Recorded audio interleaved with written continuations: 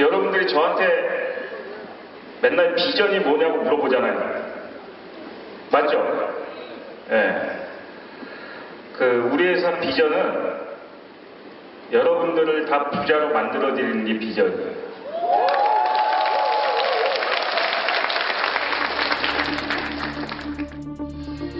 회사 창립 7주년 행사에 등장해 회원들에게 큰 돈을 벌게 해주겠다고 열변을 토하는 한 남성. IDS 홀딩스의 김성훈 대표입니다. 행사장에 설치된 대형 화면엔 유명 연예인들의 축하 인사에 이어 자유선진당 대표와 새누리당 고문을 지낸 변웅전 전 의원, 그리고 당시 자유한국당 현역 국회의원이던 경대수 전 의원의 영상 편지도 등장합니다. 금융업계 선두주자 높이 상하기를 진심으로 바라보지 않습니다. IDS 아카데미 창립 7주년을 맞이해서 회장님과 대표님 진심으로 축하 인사를 드립니다. 김성훈 대표가 주최한 또 다른 행사에 도착한 축하 화환들. 김종필 전 국무총리를 비롯해 이름만 대면 알만한 유력 정치인들의 이름이 즐비합니다. 북부지방검찰청 검사장과 부장검사는 물론 경찰서장이 보냈다는 화환도 보입니다. 김성훈 대표가 내세운 사업 모델은 홍콩 외환시장 투자였습니다. 홍콩 현지 법인으로 돈을 보내 외환시장에서 FX 마진 거래란 파생 상품 거래를 하는 딜러들에게 증거금을 빌려주면 수수료로 월 1에서 4%의 수익을 안정적으로 올릴 수 있다며 피해자들에게 접근했습니다. 내가 1,000원 이었는데 1년에 해약하면 1,000원 내준다. 해약금 내준다. 원금 내준다. 그 대신 이자만 나오면 된다. 원금이 보장되니까 하는 거야. 원금 보장에 고수익까지 장담하는 거나 거액의 외화를 당국의 허락 없이 홍콩으로 보내는 방식 모두 사실 말이 안 됩니다. 그러나 김 대표의 화려한 인맥에 투자자들은 의심을 거둘 수밖에 없었다고 합니다. 중요한 거는 이 사기꾼 집단에서는 그럼 도대체 정치권 인사가 왜 필요할까?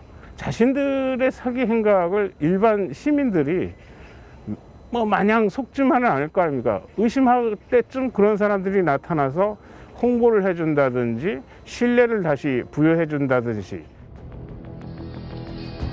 돈을 먼저 넣은 회원이 모집책 이래 다른 회원을 끌어들이면 인센티브를 주는 다단계 방식으로 투자자들은 점점 늘어났습니다. 딴 데 쳐다보면 안 된다고 그랬죠? 예. 시야를 가리고 앞에 보시고 저를 철통같이 신뢰를 하시고 따라오시면 돈은 제가 벌어드리겠습니다.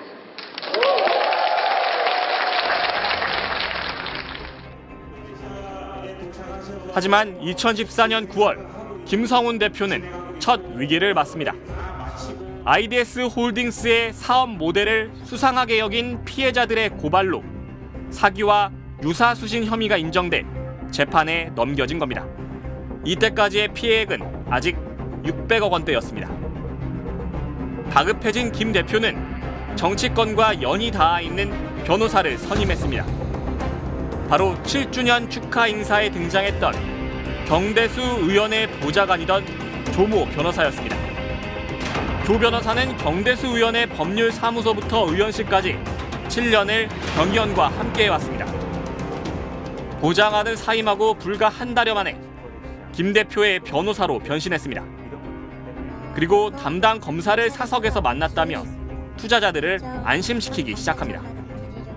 담당 검사하고도 제가 여러 차례 만나서 얘기를 나눴는데 검사 역시도 굉장히 좀 다른 피의자들과는 좀 다르다라는 말을 사석에서 좀 저한테 한 적도 있었습니다. 피해자가 한 명도 없다는 주장도 했습니다. 이 사건의 가장 특이한 장점, 변론할 때 있어 장점, 그리고 특이한 점 중에 하나가 피해자가 단 한 명도 없었다는 사실입니다. 피해자가 없다는 변호사의 말은 대체 어떤 의미일까? 수사 초기 김성훈 대표에 대한 구속영장이 청구됐지만 법원에서 기각됐습니다. 불구속 상태에서 수사와 재판을 받게 된 김 대표는 우선 자신을 고발한 피해자들의 원금부터 갚기 시작했습니다. 피해 금액을 변제했다고 재판부에 호소해 감형받는 걸 노린 겁니다. 그런데 알고 보니 이 돈의 출처는 나중에 들어온 투자자들의 돈이었습니다. 수사를 받는 와중에도 계속 사업을 하며 새로 투자금을 모집해 자신을 고발한 피해자들의 돈을 갚은 겁니다. 하지만 재판부는 피해자들이 돈을 돌려받았다는 이유로 징역 3년에 집행유예 5년의 비교적 가벼운 형을 선고했습니다. 이 사람이 재판받는 동안에 계속 사기를 쳐가지고 사기친 돈으로 앞에 사기를 돈을 갚는 거예요. 그러니까 이제 법원에서는 그럼 집행유예 해줘도 되겠네. 이런 이제 잘못된 판단을 한 거죠. 그러니까 이런 사건을 이제 보면은 항상 이게 무슨 돈으로 이걸 갚았는지를 따져야 되는데 그걸 잘 안 해요.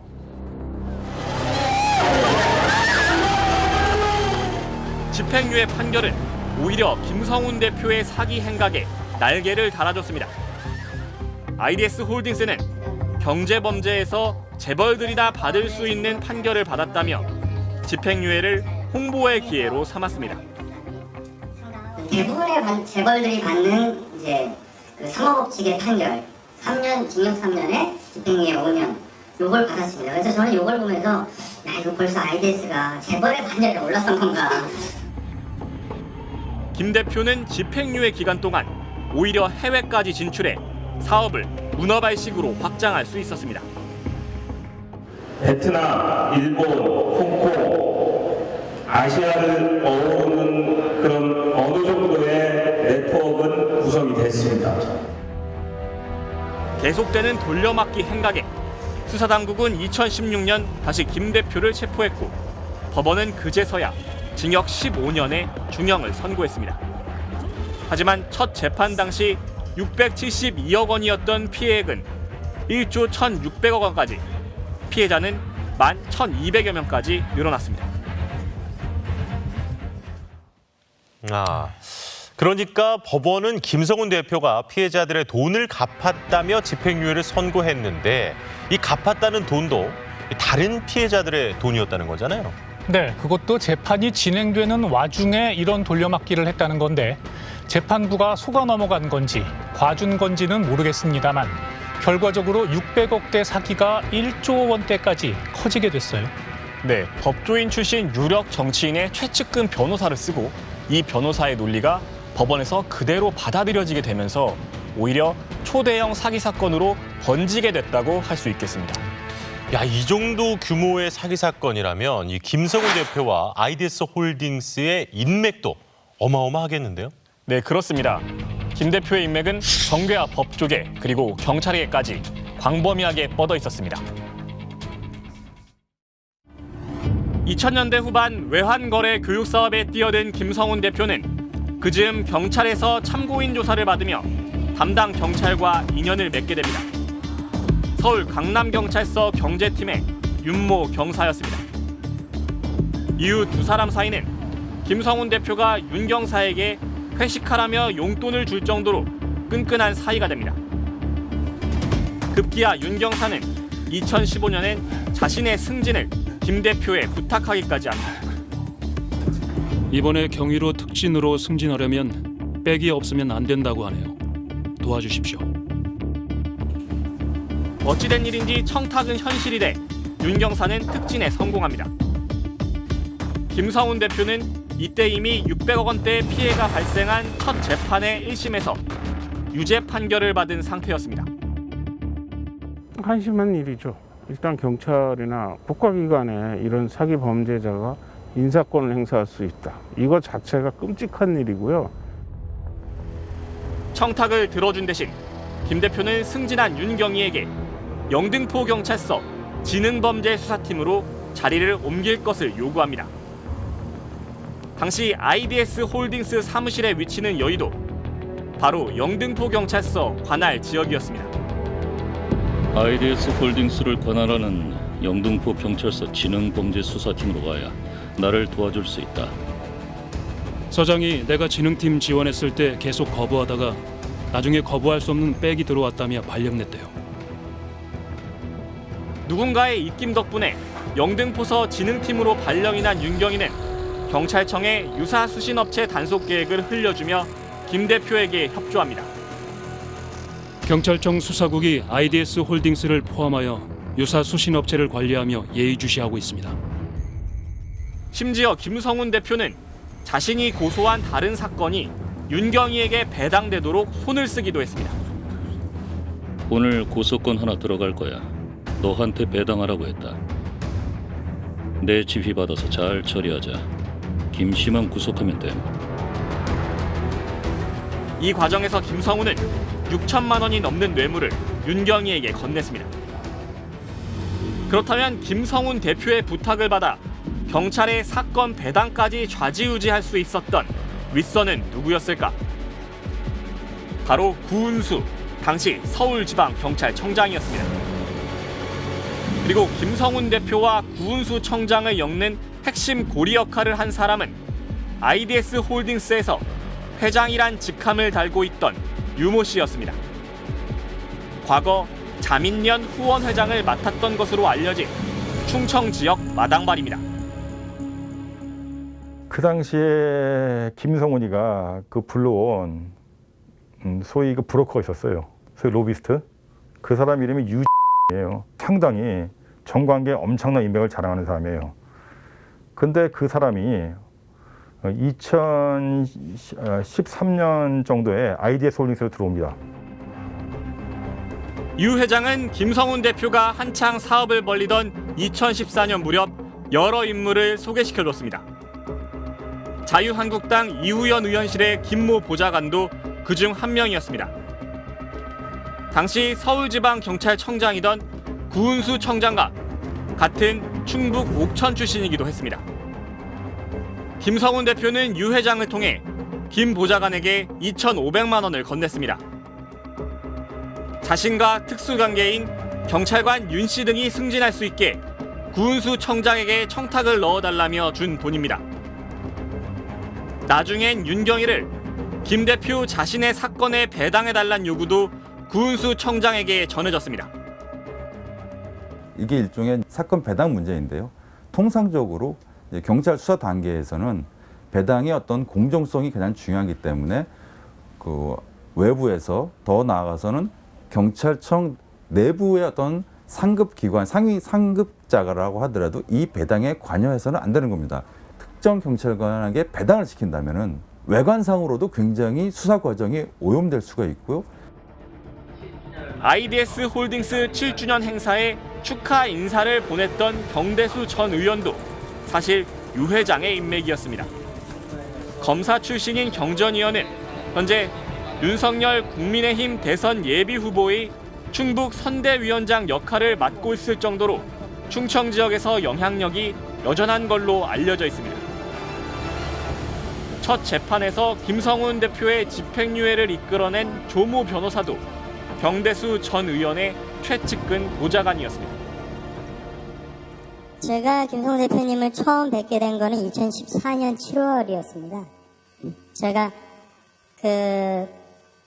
국회에서 보좌관 생활을 좀 했었습니다. 보좌관 생활을 하다가 다시 변호사로 복귀를 하고 얼마 안 있어서 맡았던 사건이었습니다.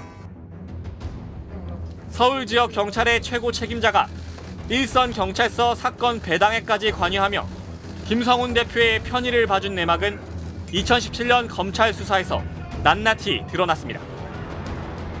구은수 서울경찰청장은 구속 기소됐고 뇌물을 받고 수사 정보 등을 흘려준 윤경이는 지난 2017년 징역 5년형을 선고받고 현재 수감 중입니다. 그런데 당시 검찰 수사엔 석연치 않은 대목이 있습니다. 뇌물을 건넨 김성훈 대표의 뇌물 공여 혐의는 검찰이 최근까지 기소하지 않았다는 점이었습니다. 김 대표는 1조 원대의 사기죄로 수감돼 있을 뿐 경찰관에게 뇌물을 준 별도의 사건에 대해선 검찰이 아무 죄도 묻지 않았던 겁니다. 뇌물을 준 사람과 받은 사람이 있는데 받은 사람이 처벌이 됐으면은 준 사람에 대해서도 당연히 그 이제 뇌물 공여죄 부분을 수사를 해서 그것이 혐의가 있으면은 기소를 하는 게 맞다고 봅니다. 이에 반발하던 IDS 홀딩스 피해자들은 지난해 4월 따로 경찰에 고발장을 제출했고 사건을 넘겨받은 검찰은 지난달에야 김 대표를 추가 기소했습니다. 뇌물을 받은 윤경이가 기소된 지 4년 만에 이뤄진 늑장 조치. 이유를 묻는 스트레이트의 질문에 검찰은 해당 사건의 재반 사정을 고려하여 최근 법과 원칙에 따라 처리한 것이란 짤막한 입장을 보내왔습니다. 문제는 그 돈을 줬다는 사람이 사실상 거의 기소를 하지 않고 꽤나 오랜 시간이 흘러왔다는 거죠. 그리고 이제 와서야 그 사람을 기소하는 단계에 지금 이르고 있으니 만약 검찰이 그 당시에 수사가 적법했다면 지금도 기소하지 않아야 되는 게 적법한 것이고 그 당시에 알았다면 그 당시에 기소했는 게 옳은 거죠. 네, 화려한 인맥에 대담한 돌려막기 수법에 김성훈 대표가 왜 제2의 조희팔로 불렸는지 알 것 같습니다. 네, 김성훈 대표의 인맥을 한번 살펴보면요. 일단 충청 지역의 마당발로 불리는 유 씨에게 회장이라는 직책을 주어 로비스트로 활용했고요. 이를 통해 경대수 의원 쪽과 연결됐고 나중에는 재판에서 도움을 받을 수 있었습니다. 또 유 회장이 소개해준 김모 보좌관을 통해 이우연 의원과 구은수 서울지방경찰청장에게도 접근할 수 있었습니다. 구은수 청장은 윤경이가 김성훈 대표 사건의 편의를 봐줄 수 있도록 영등포 경찰서에 압력을 행사했던 거고요. 야, 대단하네요. 예. 어쨌든 이렇게 연루된 이 경찰 정치인들은 기소가 돼서 이 진작에 유죄 판결을 받았어요. 그런데 정작 뇌물을 준 김성훈 대표는 최근에서야 재판을 받게 됐는데요. 야, 이거 검찰이 좀 마지못해 기소를 한 듯한 느낌인데요. 맞습니다. 왜 이런 느낌을 가질 수밖에 없는지 구은수 전 청장 사건부터 다시 살펴보겠습니다.